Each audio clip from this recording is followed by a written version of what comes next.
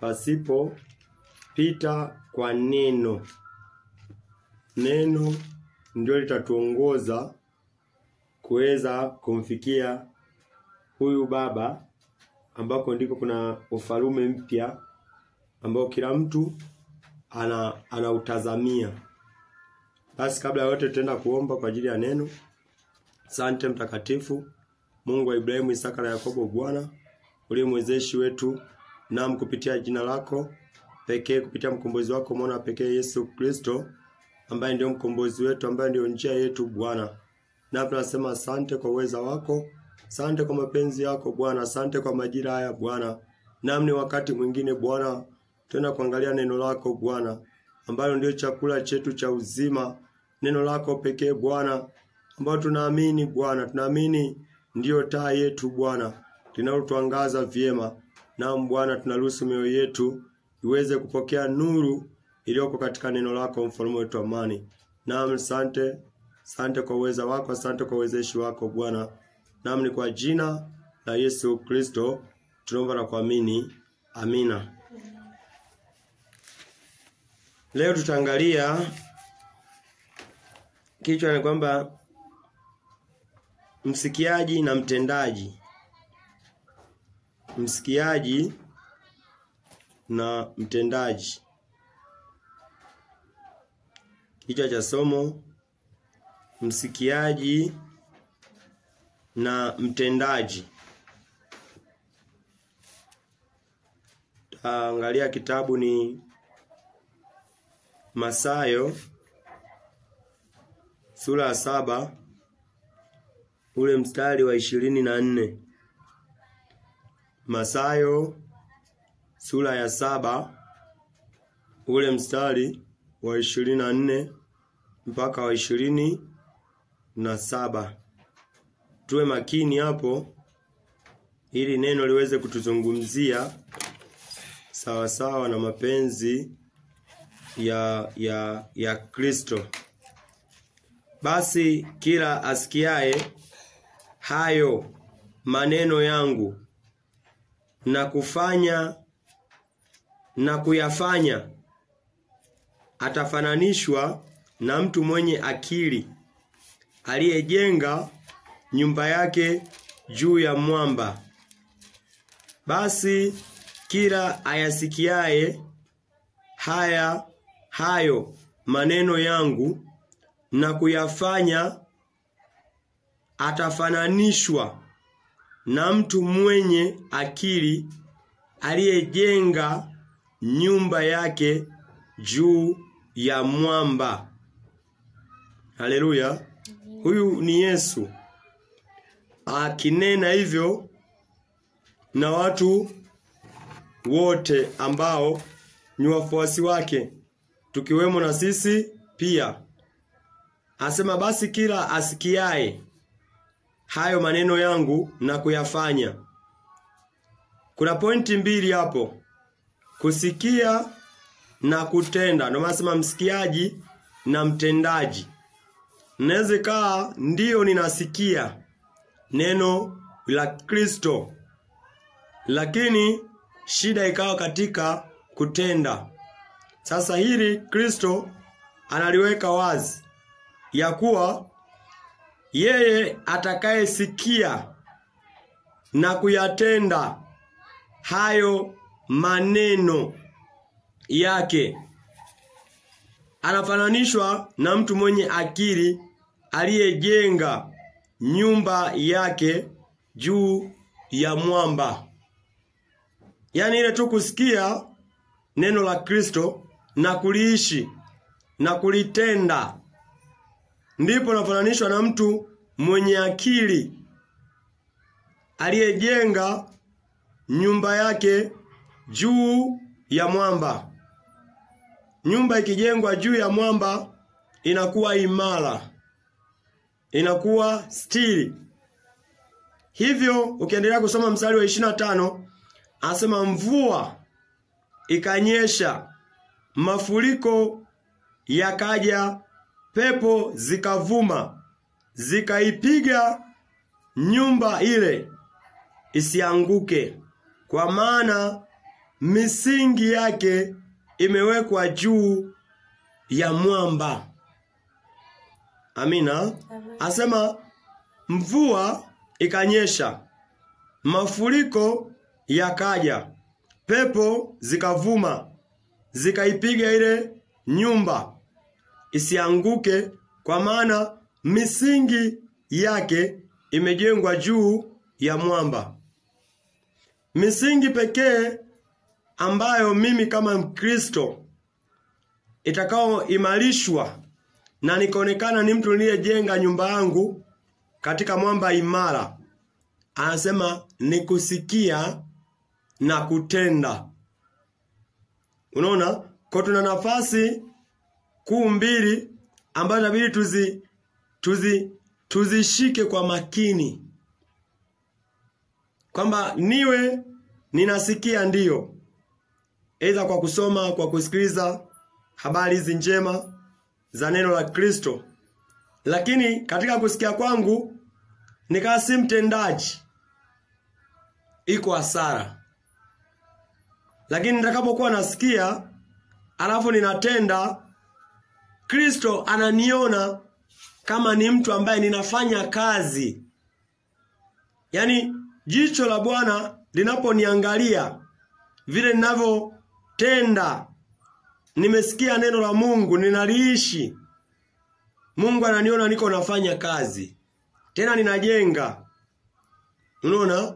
Ninajenga nyumba ambayo haitatikisika milele na milele, ambayo inajengwa juu ya mwamba.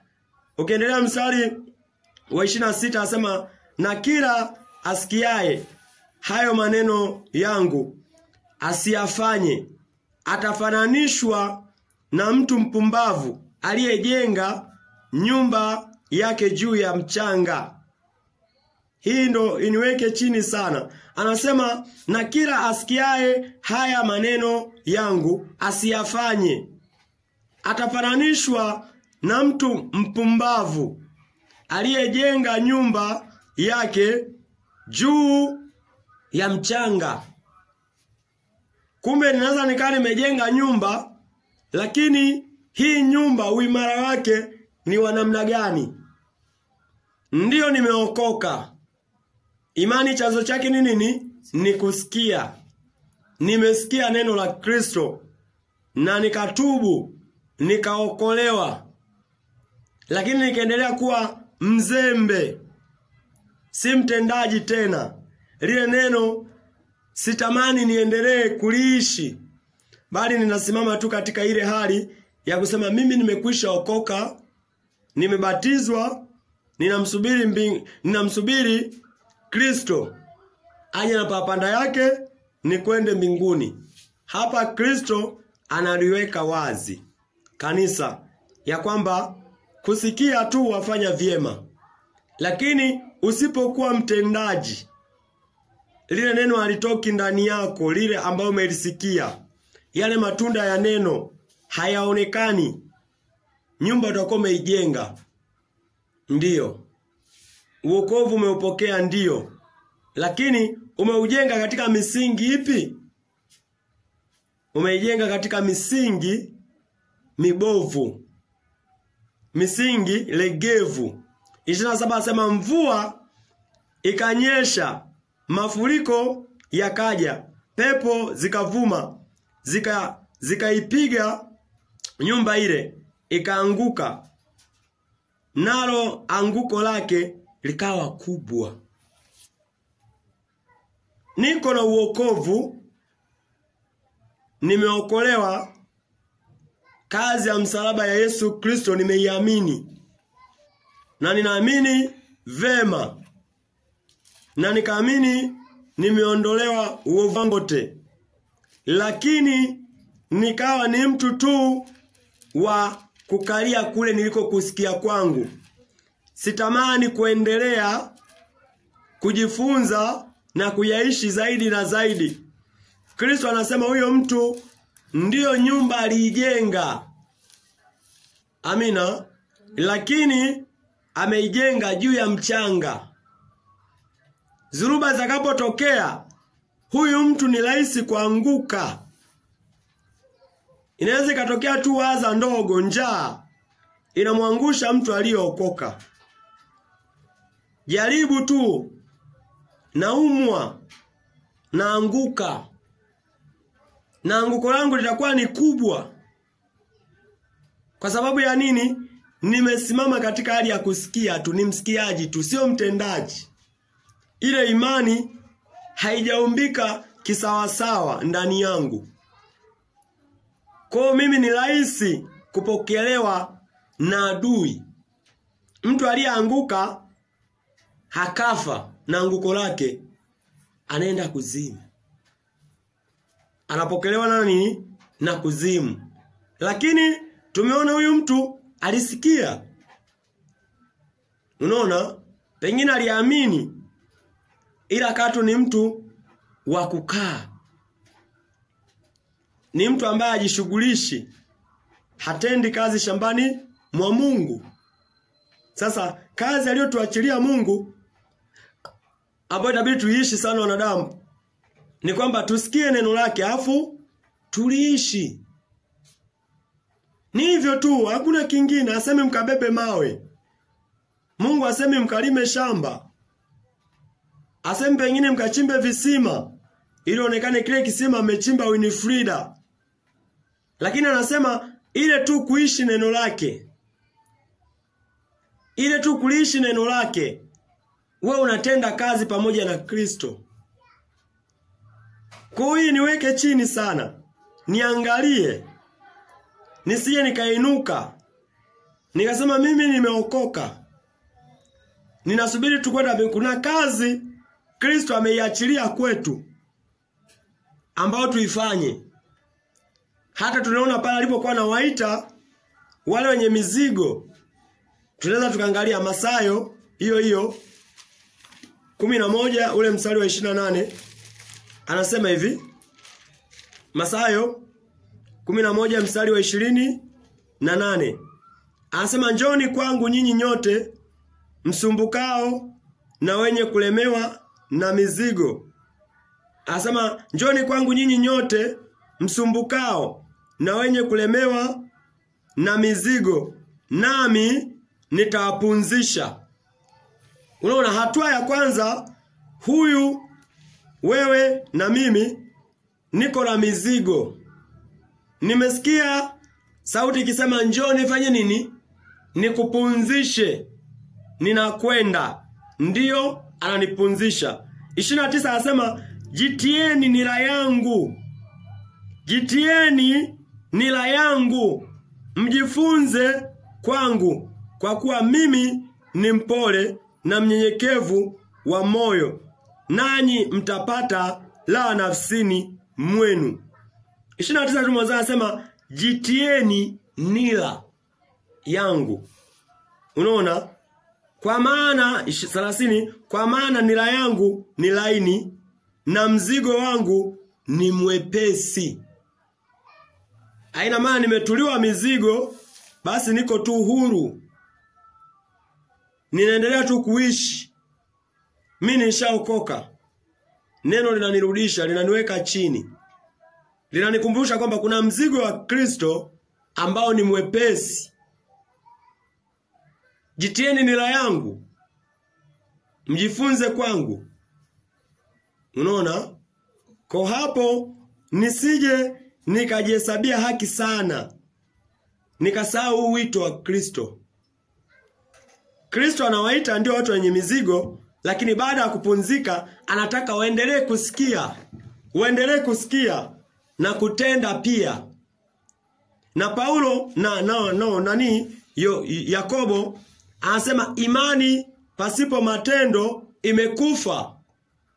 Kumbe naweza nikaokolewa, lakini mwisho wa mbele nikaa nimekufa, ni mfu. Sina imani tena. Sina matendo. Matendo ni matunda. Niko na imani lakini sina matunda anayoyataka Kristo. Siko na upendo. Na najua kabisa amri iliyokuu ni upendo. Mimi naijenga nyumba katika mchanga, juu ya mchanga kabisa. Tofali la kwanza naliweka kwenye mavumbi. Nini natarajia? jumba bovu kuangukiwa. Kwa hiyo lazima tuweke chini, tumjue vema huyu Kristo na lengo lake na mpango wake kwa sisi wanadamu. Ashumu anakupa kijiti, anasema wewe ni nuru ya nini? Ya ulimwengu. Utakueje nuru kama uko nje na neno lake? Husikizi neno, hujitishi katika neno. Hiyo nuru itakuwa inafanya nini? Na aishi tu kusema nyinyi ni nuru. Anasema matendo yenu yajulikane na watu, ili wale watu waweze kumtukuza Mungu wenu wa mbinguni. Alafu anasema anayesikia maneno haya na kuyatenda anafananishwa na mtu anayejenga, tena mtu mwenye akili, mtu mwenye busara, anayejenga nyumba yake juu ya mwamba. Kwa hivyo ni zaidi ya kwamba ninapokuwa ninajiitisha katika neno na ninakuwa mtendaji, yale matendo katika neno yatanitoka mimi, ndipo watu watafanya nini? Wataniona mimi ni nuru. Watapendezwa. Watamtukuza Mungu aliye wapi? Aliye mbinguni.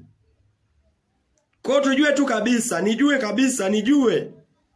Hii niweke chini ya kwamba ni agizo la Kristo. Ni agizo la nani? La Kristo. Ukisoma hiyo Mathayo 7 ule mstari wa 24, tuweza rejelea tena. Basi kila asikiae haya maneno yangu na kuyafanya atafananishwa na mtu mwenye akili. Kumcha Bwana ndicho chanzo cha maarifa. Sasa kumcha Bwana ni kusikia neno na kuliishi. Unakuwa na maarifa. Akili ni maarifa. Unaona, mtu mwenye akili aliyejenga nyumba yake juu ya mwamba. Aliyejenga nyumba yake juu ya mwamba. Ukiwa na neno, hata haza ingekuja namna gani, haitakusukuma, haitakutetelesha. Hata jaribu lingekuwa ni la namna gani, kama ninavyoona Yesu Kristo yupo katika njaa siku 40. Shetani anamjaribu kwamba ingalikuwa ni mwana wa Mungu, geuza huu mkate kuwa nini? Geuza haya mawe ama hili jiwe kuwa mkate. Yesu anasemaje? Anasema imeandikwa. Ina maana Yesu alikuwa ni msikiaji na mtendaji. Anataka aliishi lile neno lililoandikwa. Unaona? Asema mimi ni mwana wa Mungu, ila anarudi kwenye andiko, anasema imeandikwa. Mtu hataishi tu kwa mkate, bali kwa kila neno litokalo kinywani mwa nani? Mwa Mungu. Kumbe Yesu mbele za Mungu akanafananishwa kabisa na mtu anayejenga nyumba yake juu ya mwamba mbele ya baba yake. Sasa Kristo ametuachia hatua hizo. Hii ni hatari. Wengi wako na uokovu lakini si watendaji. Ni wapuuzaji. Uokovu unaweza ukanyang'anywa. Nisije nikana huu uokovu nikana kile kiburi cha kusema kanisa halitapita katika ziki kuu. Lakini hapa tunaona mtu huyu amejenga nyumba, ila nyumba ni juu ya nini? Ya mchanga. Itaangushwa tu. Sasa huyu ataenda wapi? Atakutana na ziki kuu. Kwa ni lazima niwe na akili za kupambanua na kumuelewa Yesu Kristo. Ametupa majukumu makuu mawili. Kupitia hili neno tunaweza tukaona majukumu makuu mangapi? Mawili. Kusikia na kutenda. Kwa lazima nianze kukaa chini, ni mangapi nimeyasikia na nimeyatenda? Nyumba yangu iko namna gani? Kama iko juu ya mchanga, nianze upya. Nibomoe hii si nyumba. Hii sio nyumba. Kwa sasa lazima niwe na nyumba imara. Nisije nikaa mtu akukataliwa, nyumba hii Kristo ataikataa. Asema hii hapana. Kwanza hapa anasema hata kabla hujakutana naye, anasema tu mvua itakapokuja, pepo itavuma, mafuriko vitatosha kuiangusha hii nyumba. Ndipo tunaona wengi wako na uokovu, lakini haichukui muda wanaanguka. Kwa sababu wameziasi amri za nani? Za Mungu. Sheria za Mungu. Tunapozungumzia sheria za Mungu ni pamoja na hii Mathayo 7. Huu mstari wa 24 mpaka wa 27. Huyu ni nani? Ni Yesu. Ni nani? Ni Yesu Kristo. Na hana namna nyingine ya kututoa hapa. Maana kuna wengine wakasema hili neno ni gumu, ni nani awezaye kulitenda? Yesu alijibu nini? Aliwahurumia. Akasemaje? Anasema maneno yote niliyowaambia nini? Ni roho. Kwa vile vile na hili neno ili tunalolisoma ni roho. Alitanguki. Tuwe wapuuzaji tu ni sisi, na ameweka wazi kwamba endelea kuwa mpuuzaji, niendelee kuwa mpuuzaji, lakini ujue kabisa hii nyumba unayoijenga haitambui. Paulo kuna mahali anasema nyinyi ni hekalu la Kristo. Tuangalie Wakorintho wa kwanza 6 mstari wa 16.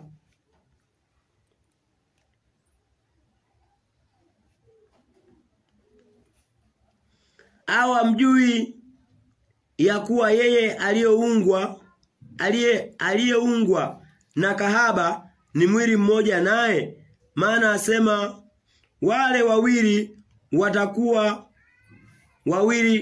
watakuwa wawili mmoja.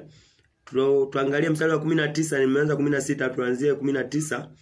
Asema au amjui ya kuwa miili yenu ni hekalu la Roho Mtakatifu aliye ndani yenu, mliyepewa na Mungu, wala nyinyi si mali yenu wenyewe.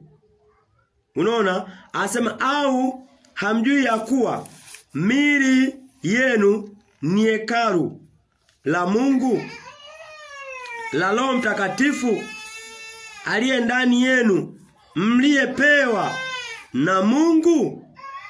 Hekalu ni kanisa. Amina. Yani nyumba ya Roho Mtakatifu ni mimi, ni wewe. Kwa ninavyoishi katika hii dunia, nijue mimi ni nyumba. Na kula anasema atakaye sikia na kutenda anafananishwa na mtu anayejenga nyumba yake juu ya nini? Ya mwamba. Roho Mtakatifu hawezi kukaa kwenye jumba bovu. Roho Mtakatifu ni msafi. Sehemu yenye uchafu hana shirika nayo. Sasa Roho Mtakatifu na neno ni kitu kimoja. Kwa tunapopata uvuvio zaidi na zaidi, tunapopalilia kama ni shamba ila Roho Mtakatifu ni pale ambapo tunafata kile Yesu Kristo alichosema. Haleluya. Yesu Kristo anasemaje? Anasema mkisikia tunakutenda, basi mmemaliza.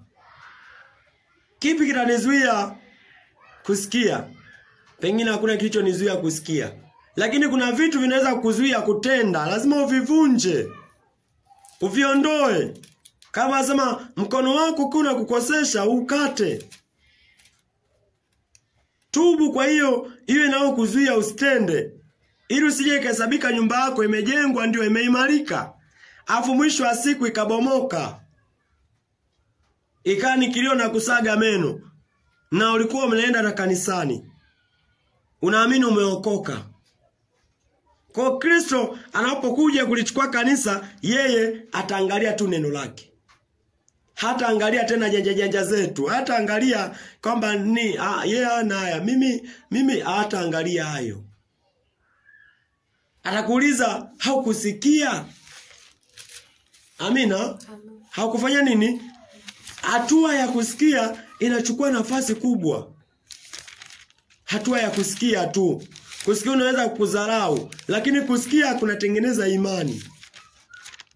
Amina. Yaani ile tu kusikia kulitengeneza imani. Tokea mwanzo waliposikia, asema atakapojulishwa ndipo anageuka. Unaona? Mungu asema waambie wana Israeli warudi, watubu. Neno linalotangulia nifanya nini? Nikuambie, na maana wasikie. Sasa mimi nitakuwa ni mtu wa namna gani? Kama kusikia nimesikia. Kipi kinanizuia? Kipi kinanizuia nisitende? Hivyo lazima nisome. Neno linavyo nifanya nini, linavyonituma ndivyo niishi. Neno linavyonitaka. Kwa nitalisoma hili neno, nitaisoma Biblia, alafu nitapata majibu. Hii Biblia inazungumza na mimi, nitendaje? Haleluya. Nitendeje? Kuna maagizo Yesu ameyaacha, na itabidi ndo niatende. Tena tukaangalia tu hiyo Mathayo. Hiyo Mathayo anasemaje? Mathayo 6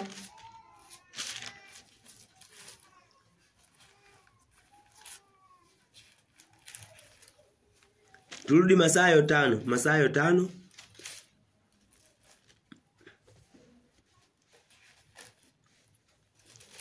au tuanze mstari wa 27. Mathayo 5:27. Mmesikia kwamba imenenwa usizini. Lakini mimi nawaambia kila mtu amtazamaye mwanamke kwa kumtamani amekwisha kuzini naye moyoni mwake. Haleluya. Anasema anajiweka nafasi.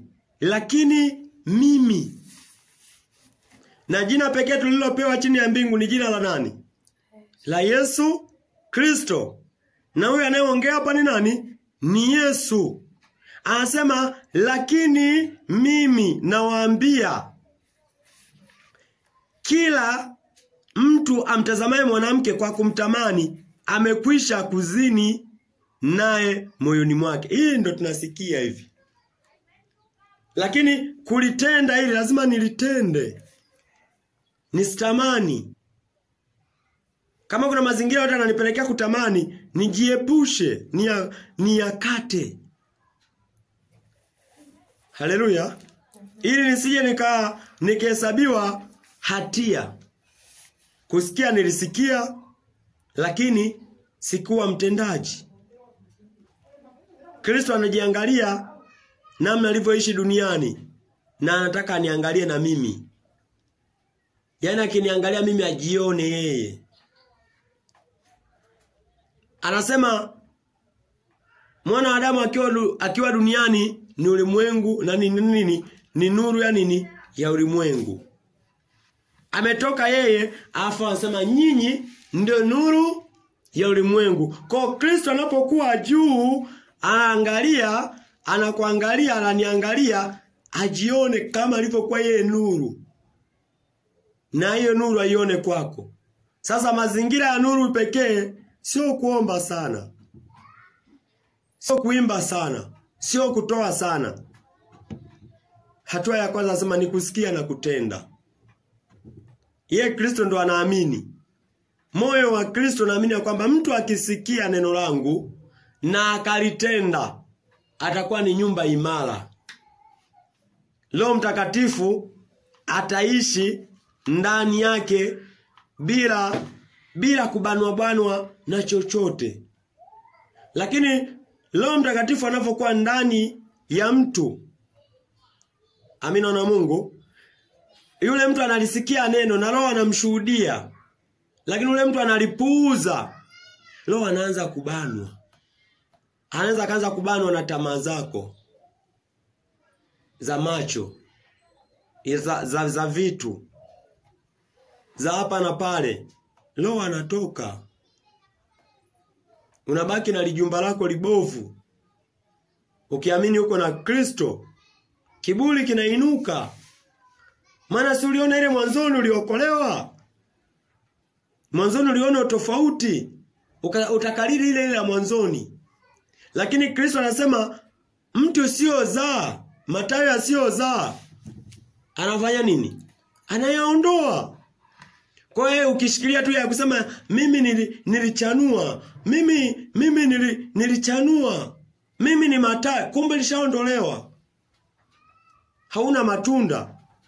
Na matunda pekee ni matendo yanayoambatana na neno la Kristo. Ndio maana anasema manabii wa uongo mtawatambua kwa matendo yao. Ndio anaweza akasikia lakini wasitende vile, matunda yao yakawa sio vile neno linavyotaka. Amina. Kwa hii niweke chini sana, niweze kumpendeza Kristo. 33 Mathayo 5 mstari wa 33. Tena mmesikia watu wa kale walivyoambiwa usiape uongo, ila mtimizie Bwana nyapo zako. Lakini mimi nawaambia usiape kabisa, hata kwa mbingu, kwa maana ndicho kiti cha enzi cha Mungu. Lakini mimi nawaambia usiape kabisa, hata kwa mbingu, kwa maana ndicho kiti cha enzi cha Mungu. Wala kwa nchi, kwa maana ndiyo pa kuwekea miguu yake. Wala kwa Yerusalemu, kwa maana ndiyo mji wa mfarume mkuu. Huyo ni Yesu. Unaweza kukuta una ile tabia ya kuapiza vitu, haki ya Mungu. Unatema na mate, haki ya Mungu. Unahesabika katika hali ya kwamba ulisikia ila si mtendaji. Yesu ndo anatimiliza nini? Torati. Haleluya. Usianze kusema huku, hapana, amesema lakini mimi nawaambia. Na maandiko yameweka wazi, maandiko hayo yametusikiliza kwamba huyu ndiye mwana wangu mpendwa niliyependezwa naye. Hapo aishi tu kusema nimependezwa naye. Anasema msikilizeni yeye. Ndio maana Kristo hapa anajipa nafasi ya kusikilizwa, anasema lakini mimi ninawaambia hivi. Maana ninajua ninako kwenda na nilikotoka, na ninajua madhara ya mkifanya hivyo. Mimi hapo itabidi nitende. Nimeshasikia. Nani amesema? Kristo. Na haya ndio maneno ya nani? Ya Kristo. Kama tulivyoanza ile Mathayo 7:24. Hapa pasema basi kila sikiaye haya maneno yangu na kuyafanya anafananishwa na mtu mwenye akili. Kama unahitaji ufanyike kuwa ni mtu mwenye akili, itabidi ufanyeje? Usikie na kutenda, sio tu usikie. Lazima useme nisikie na kuyatenda na kuyaishi. Ndipo nitakuwa na matunda, ndipo nitakapopita mahala popote matendo yangu, matunda yangu yataonekana kwa jamii ninaozungukwa. Nao watamtukuza Mungu.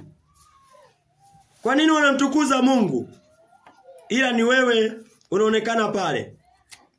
Ni kwa sababu unachokifanya si cha kwako. Umesikia mahali. Unaona? Umesikia mahali. Ni kama vile mtu umepanga. Ndio unaishi ni wewe pale, lakini hati ya ile nyumba si yako. Amina. Kwa vile vile Kristo ataonekana kwa watu wake vile ambavyo tunasikia na kutenda, wataanza kumuona Kristo. Na wakimuona watamtukuza. Watasema ubarikiwe, Mungu akubariki. Pengine utakuita hata mtumishi wa Mungu. Maana anaona mambo ya kiutumishi ya Yesu Kristo umeambatana nayo. Lakini kama ni mtu akusikia afu stand, inakuwa ni mtu wa mizaa. Inakuwa ni mtu wa kejeli. Neno halitaniweka huru. Maana Kristo asema ukikaa ndani ya neno langu, mkikaa ndani ya neno langu, mtaijua kweli. Na hiyo kweli itawaweka huru kweli kweli.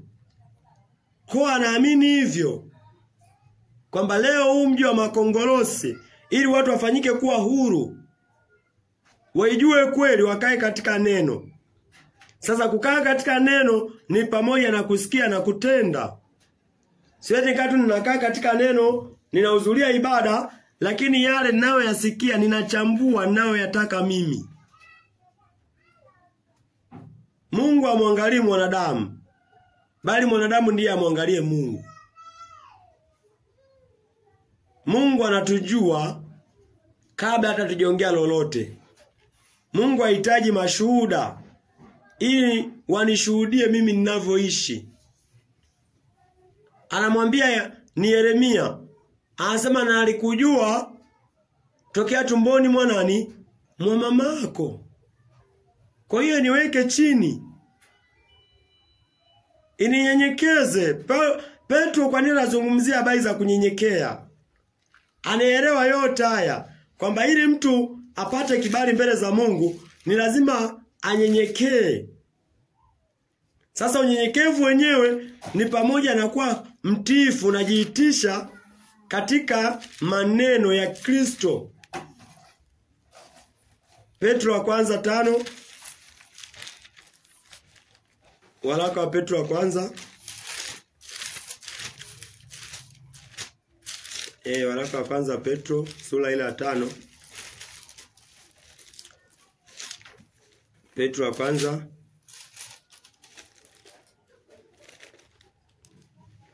ule mstari wa 6.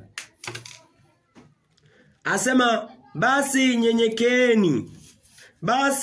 nyenyekeeni chini ya mkono wa Mungu ulio hodari. Nyenyekeeni chini ya mkono wa Mungu ulio hodari, ili awakweze kwa wakati wake. Kristo anamhitaji mtu mwenye moyo wa unyenyekevu. Unanyenyekea nini? Si kunyenyekea wanadamu tu. Lazima unyenyekee kwanza chini ya mkono wa Mungu.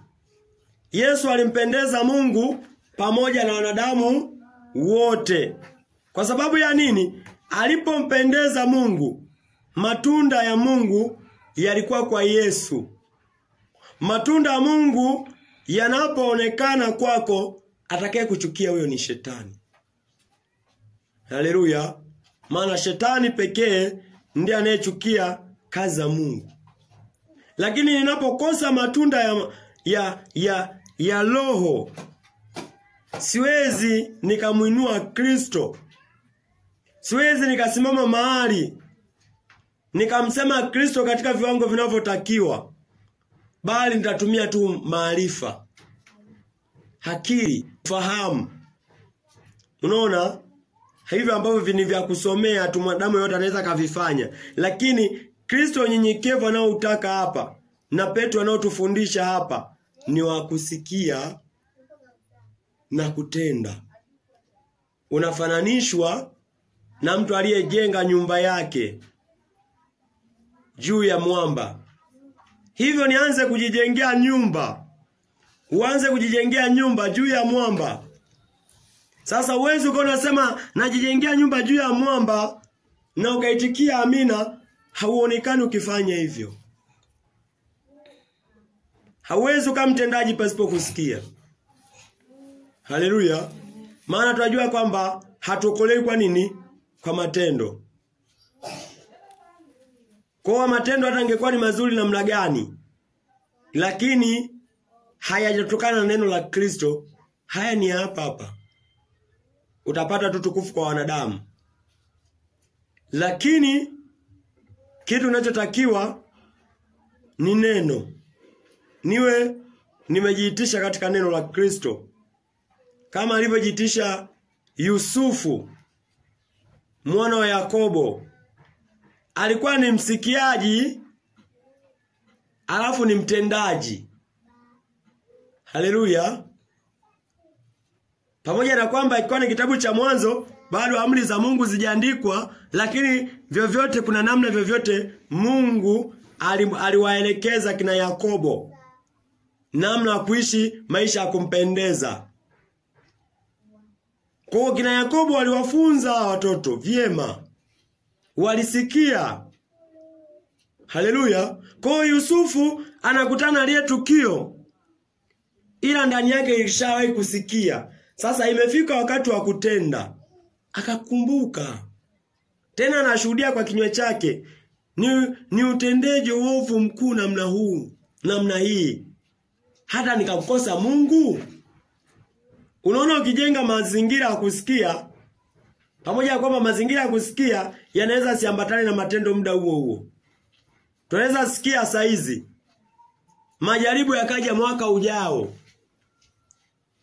Hivyo nilisikia neno la Kristo ya kwamba mmepewa mamlaka ya kukanyaga nyoka na nge, sitateteleshwa. Matendo yangu yatakuwa ni thabiti, ambayo atampendeza nani? Kristo. Kwa Yusufu alishinda. Imani yake ilithibitika na ni mfano wa kuigwa mzuri. Amina. Maana yote haya yameandikwa kutufundisha sisi. Yapo mengine aliandikwa kwa waliotenda mabaya, na yenyewe aliandikwa ili kutuepusha. Nisianze kusema fulani mbona alifanya hivi? Hapana, utaangamia. Wengine wameandikwa ili sisi tuweze kuepuka. Amina. Usije ukasema Yuda mbona alikuwa ni mtume wa Yesu lakini alikuwa ni mwizi. Kuona mimi nitaiba. Nani huyu Yakobo alioa wanawake wengi, mimi mbona nikatale? Hapana. Yesu anasema watakaosikia maneno yangu na kuyatenda, halewa na Mungu, ndio nitawafananisha na watu waliojenga nyumba zao katika msingi wa mwamba. Ni shahidi mwenyewe tunavyojenga nyumba. Tunatamani kuanza na mawe. Sasa hii nyumba ya Kristo hii tunaenda kuijenga, msingi umekwisha kujengwa. Haleluya. Misingi ya Mungu imekwisha kusimama. Kwa ni wewe ukaweke tofali lako juu ya mchanga na msingi upo, au juu ya mwamba. Yeye ndio jiwe kula pembeni. Hivyo msingi umeimarishwa. Sasa sisi ambao tunaenda kujijenga juu ya ile misingi ni neno tu. Weka muda wako vizuri, niweke muda wangu vizuri wa kusikia neno lenye uhai. Niwe na walimu ambao nina hakika kabisa hawa si walimu wa dunia, si walimu wa matumbo. Niweze kusikiza, kisha niwe mtendaji, maana sitahesabiwa haki kwa kusikia tu. Yakobo anazungumza, anasema ukiamini ya kuwa Mungu ni mmoja wafanya vyema. Lakini tujue kwamba hata shetani anaamini na anatetemeka. Lakini hakuna ambapo shetani alitenda, aliyaishi maneno ya Mungu akayatenda. Kwa anaamini na amesikia, ila ni mpuuzaji. Kwa sasa je, mimi nifuate njia ya shetani?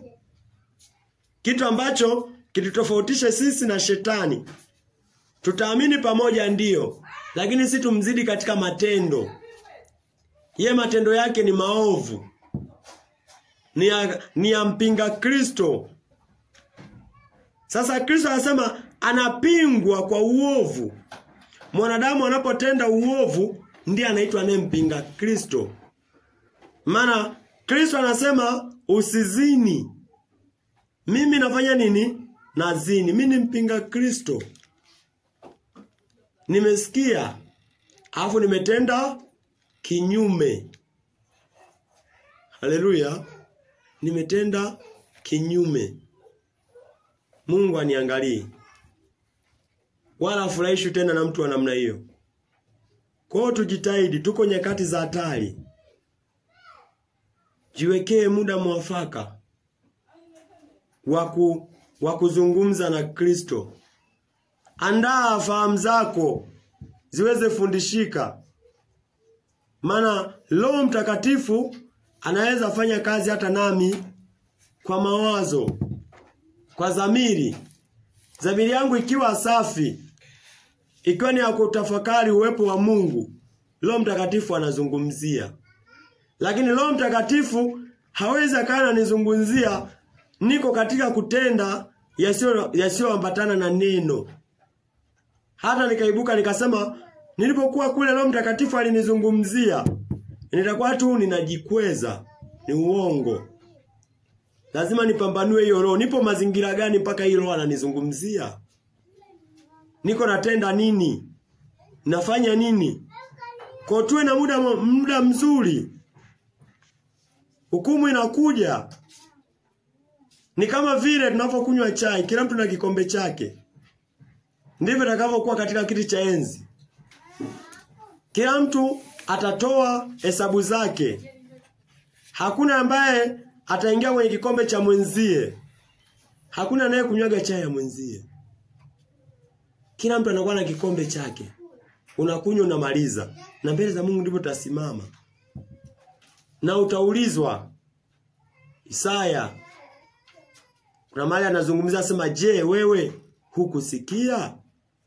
Hukujua ya kuwa Mungu ni mwenye uwezo? Anawatia moyo waliovunjika mioyo.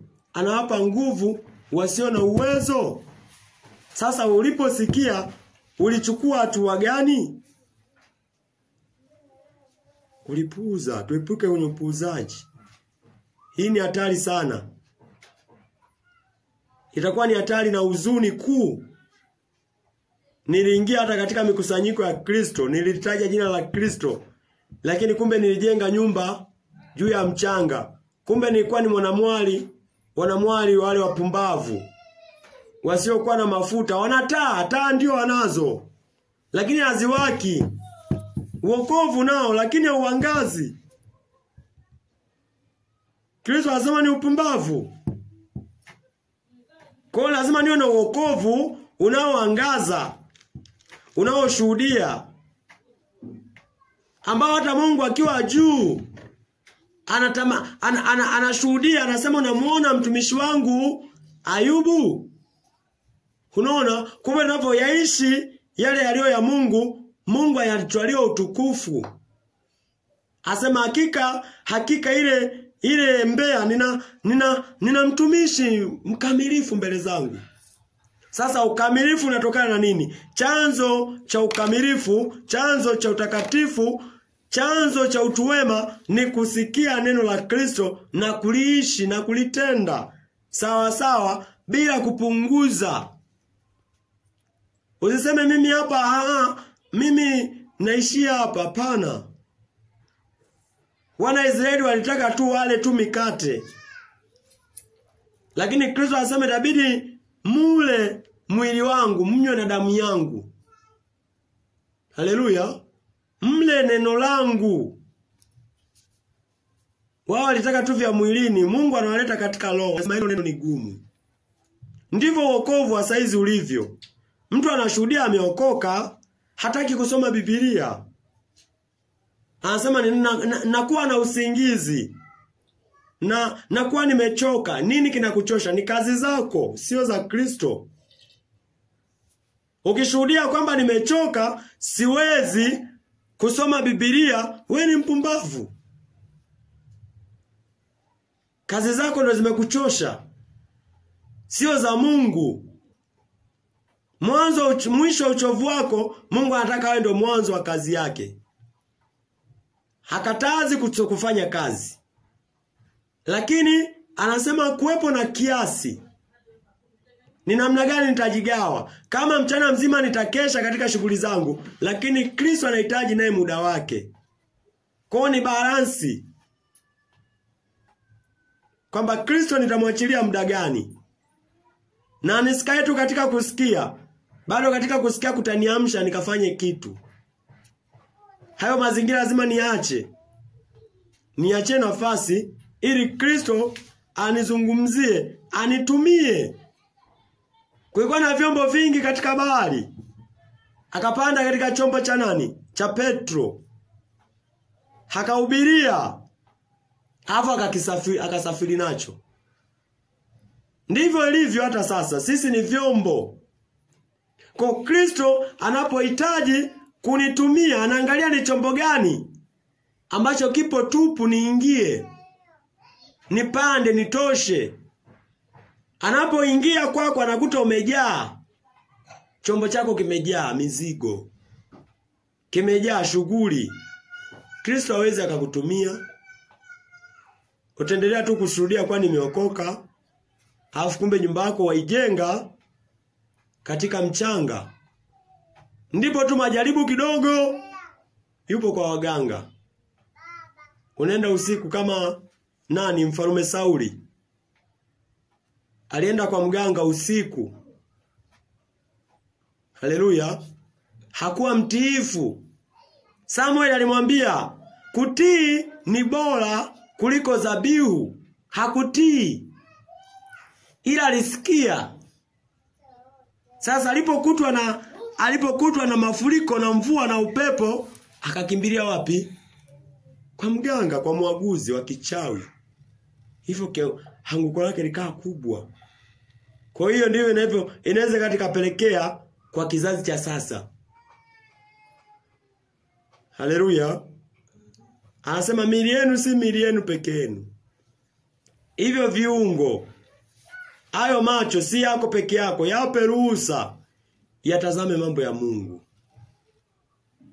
Usije tu unatazama vitu vinavyokufurahisha wewe. Paulo anasema viungo vyenu si mali yenu peke yenu. Amina na Mungu. Miguu yangu inavyotembea, ninakimbilia wapi? Lazima niipe nafasi ya kukimbilia katika kazi ambayo itamtukuza Mungu. Nisije nikaa na miguu lakini ni kilema wa kwenda kuitangaza habari njema. Lazima miguu yangu isiwe kilema kwa habari ya Injili. Nitamani kwenda mbali na mbali kwa manufaa ya Kristo, sio kwa kujinufaisha tu mimi. Hivyo ndivyo Kristo anapenda. Kwa mtu aliyeokoka, kapokea wokovu wa kweli, anahitaji, anaona anajishughulisha. Yesu ameenda na wanafunzi wake kusali mlimani. Tunaona Musa na Elia wanatokea kule mlimani. Petro anaomba akafieke miti, ajenge vibanda vingapi? 3.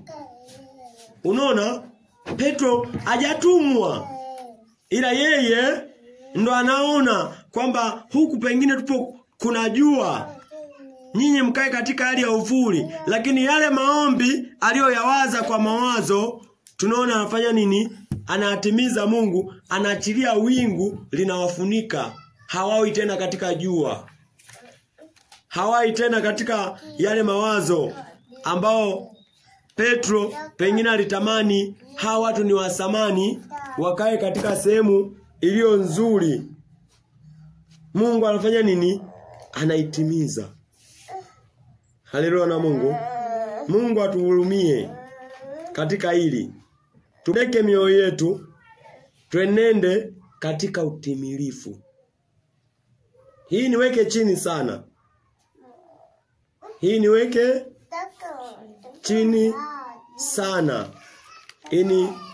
Ininyenyekeze.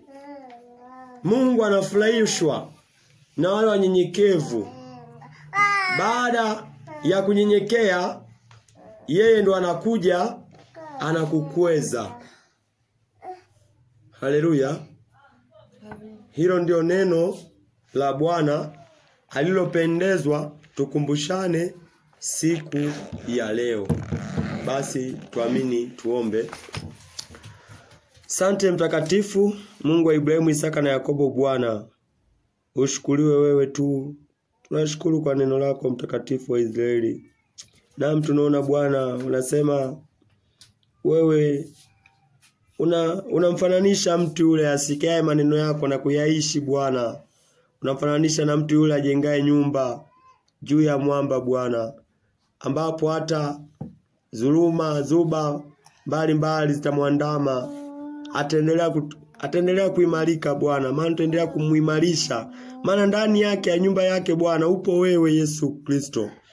Upo wewe mfalme wa amani, upo wewe umeshikilia. Wewe ndio jiwe. Wewe jiwe Bwana, kula pembeni mfalme wetu amani, ambao Bwana umeshikilia kuta zetu, umeshikilia nyumba zetu za imani hizi Bwana. Na Bwana tunaomba tuzidi tujengwe katika mwamba, katika msingi ulio imara Bwana. Na Bwana zidi kutuweka chini, zidi kutuongelesha Bwana. Tuzidi kujutia kwa haya yote Bwana. Tuzidi kutubu na kuachana na yote Bwana yanayotufanya tusisikie neno lako, tusilitende neno lako. Tuepukane Bwana na kila namna yoyote ambao Bwana itazuilia utukufu wako mahali pa moyo yetu Bwana. Na Bwana tunasema asante mfalme wetu Bwana. Zidi kutuisha Bwana. Roho wako pekee Bwana ndo anayeuisha mfalme wetu amani. Na tumesikia neno lako, tuone punzi yako mfalme wetu amani ikiendelea Bwana kutuweka chini. Kiendelea Bwana kutupa matamanio ya kuyatenda yaliyo mema Bwana, ya kuyaishi yaliyo ya kwako tu mfalme wetu amani. Na tunaamini Bwana uko pamoja nasi Yesu Kristo. Tuongoze Bwana kwa kila hatua mfalme wetu amani. Tuongoze Bwana hata kwa kuwaza Bwana, tukayawaza yaliyo yako tu mfalme wetu amani, kama unavyoshuhudia kupitia mtume wako mpendwa Paulo Bwana, akisema na kanisa ya kwamba yafikirini yaliyo juu, yatafakarini hayo. Na naamini ya kwamba tukatafakari hayo yatatuleta katika matunda mema mfalme wetu amani. Na Bwana tujalie, tuongoze Bwana. Ongoza Bwana mfalme wetu amani. Na ni kwa jina la Yesu Kristo tunaomba na kuamini. Amen.